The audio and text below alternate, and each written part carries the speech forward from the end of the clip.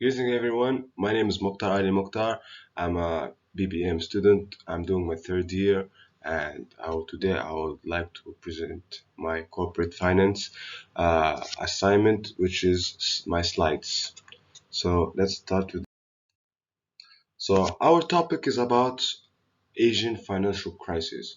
We're gonna speak about multiple things. What is Asian finance crisis? When did it happen? How did it happen?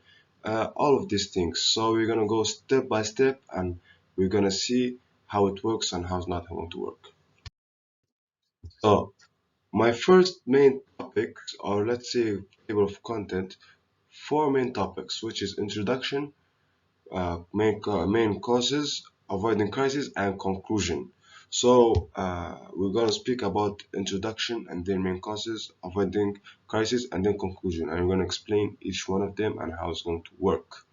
And then we got others.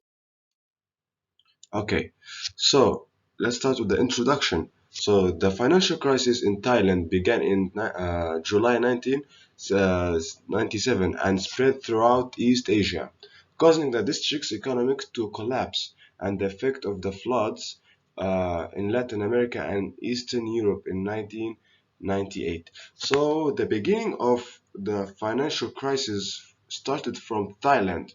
Thailand is the first country that started with this problem, that crisis, in July 1997. Thailand devaluated the currency against the US dollar. Truly unknown trade in Thailand has survived. Significantly in the beginning of the deep monetary needs many parts of East Asia. So what is the problem happen? The problem is Thailand keeps taking dollar but doesn't take anything out. So it's got drowned with debt, and the currency is getting lower and lower and lower and lower. So this is the main problem when you start a country, when you start a crisis. So they couldn't pay back. So what happened after that? Then after that, Malaysia, the Philippines, and Indonesia have also allowed their monetary patterns to weaken despite the market pressure, with Indonesia continuing to face various and political difficulties. So at first, after Thailand, Malaysia, Philippines, Indonesia, and plus Thailand, starting having the same problem and starting to weaken the market and much more pressure, and plus all of that, there is a problem with what uh, political difficulties. So for example, this political, let's say, government and this guy, they're like two political people that control, they're not having the same, they're different articles. So that's the reason why we got in this problem at the first place. So that's one of the things that it cost. And then we're going to go to the main cause, which is part two.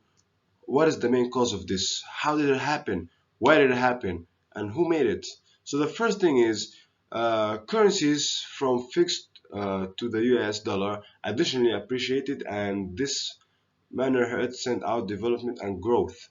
So if you, one of the problems is if you take uh, like a currency, your own currency, and then you change it with dollar, and then you use that dollar. So you're taking dollar, you're not sending anything out. So if you keep taking and taking and taking and taking, your flow will go really low and it will not grow again. And then the second one is resource costs, which really utilized by a lot of credits start to collapse.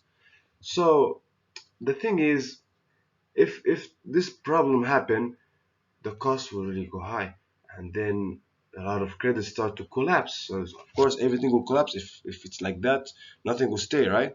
And then we got the third part is the panicking foreign investors began to withdraw. This is the most, from my point of view, I see this as a really big problem. So if I have many investors in this country with millions or billions of dollars or whatever it is, companies, they're giving us money, right? They're investing in our country, making money, and we're making our, most important, our economy is getting higher and higher. But if this happens when the foreign investors withdraw everything, that means they're going to take the cash that we are holding. So if they take that cash, what happens? Of course, we're going to bankrupt because, for example, for me, like I'm an investor in any country, okay, and then I've put maybe $500 million in a company or in economic, and then the economic start going down, so I get really afraid, so I withdraw my money, right? So at this case, and if the government doesn't have so much money and you took that 500 million from them, what happens? Of course, the government will start slowly getting bankrupt because you've took everything. Not only one person, so many person take this money. And then we go to the last part is the biggest capital surge cost, devaluation pressure on the currencies from the Asian region. So as we can see is the biggest capital surge cost develop pressure. So pressure is getting higher and higher in in the the east of Asia region, and the currencies are getting lower. So if Thailand started first and then Malaysia and then going country by country, country to Indonesia to this and this, so it's a big problem. They can't hold it. If this cause, it's really difficult because it's pressure, a lot of pressure. And then we're going to talk about avoiding crisis. So what is avoiding crisis? Okay, avoiding crisis. I've put four how to avoid crisis. Like for example, how to, let's say, not get bankrupt, how to keep it on the rail. We don't go here or there. So just keep it straight and how we're gonna do it. Okay, so let's start with the first one. Convert the foreign cash into domestic money at the spot swap scale. So this is one of the thing that you can do to avoid, the avoiding crisis that happen in these countries, from my point of view, of course. And then we got put the domestic cash on store and overall loan fee. So this is one of the ways that these countries didn't do from my research, and maybe just maybe a high chance if they did this and to keep the crisis lower or not happening, then one of the things is this one. And then whenever the foreign cash receivable comes in, reimburse the unfamiliar money credit or more interest. So you can make interest with money that comes inside, goes inside. You can work on this with banks and with loans. This will really help.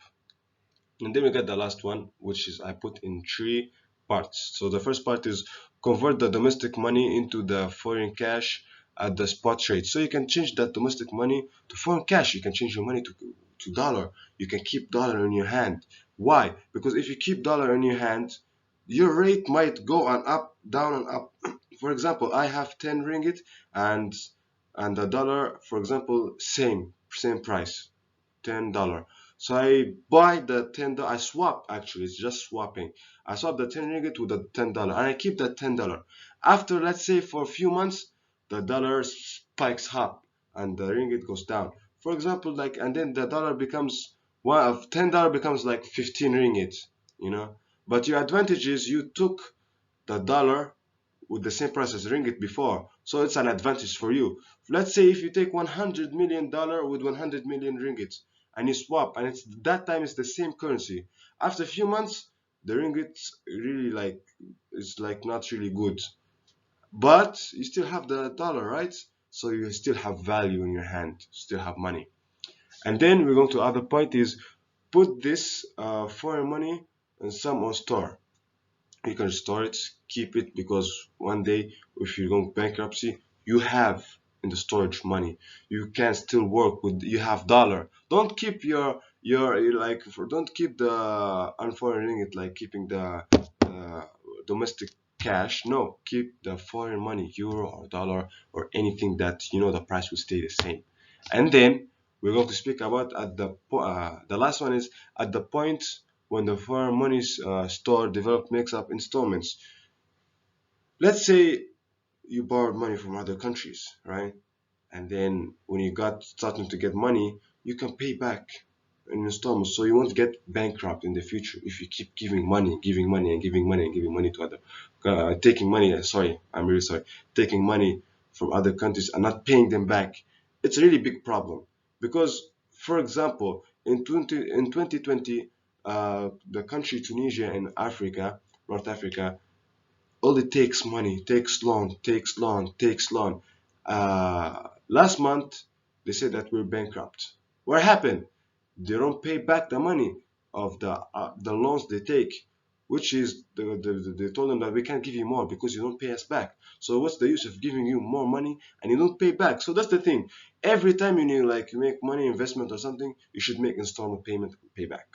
So that's how what I'm talking about avoiding crisis. And let's jump to the last part, which is conclusion. Okay, what is conclusion of the whole article? Okay, so the conclusion: the Asian financial emergency is a distress caused by the collapse of the cash exchange scale and the hot cash bubble. And then we got the financial crisis began in Thailand in 1997 after the value of Thai baht declined. He was then recognized East South Asia.